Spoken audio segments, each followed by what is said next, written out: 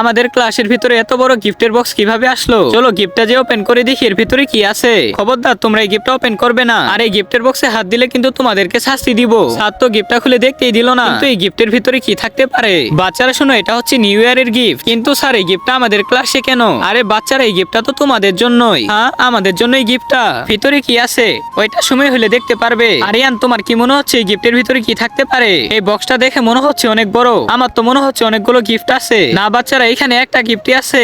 একটা গিফট আছে, তাহলে তো নিউ ইয়ারের গিফটটা অনেক বড় থাকে। আমার তো মনে হচ্ছে এর ভিতরে অনেকগুলো টাকা আছে। আরে পাগল, স্যার তো বললো যে এখানে একটা গিফটই আছে। আমার তো মনে হচ্ছে ভিতরে একটা কার আছে। আরে পাগল, এত বড় বক্সের ভিতরে কার থাকে? কিন্তু কি এমন এই বক্সের ভিতরে আছে যেটা স্যার আমাদেরকে ওপেন করতে দিচ্ছে না? বাচ্চারা তাড়াতাড়ি করে যাও, এই গিফটটাকে ওপেন করো। চল চল তাড়াতাড়ি করে গিফটটা ওপেন করে দেখি। আজকে দেখবো শয়তানকে হারিয়ে কে কে আল্লাহকে ভালোবাসে। যারা যারা আল্লাহকে ভালোবাসো তারা সবাই ভিডিওতে লাইক করে চ্যানেলটি সাবস্ক্রাইব করে দাও। আর শয়তানকে ভালোবাসলে লাইক সাবস্ক্রাইব কিছুই করতে হবে না, এবং কমেন্টে আল্লাহ আকবার লিখে যাবে। একটা ক্যান্ডি, এটা সবাই মিলে খাবে। হ্যাঁ।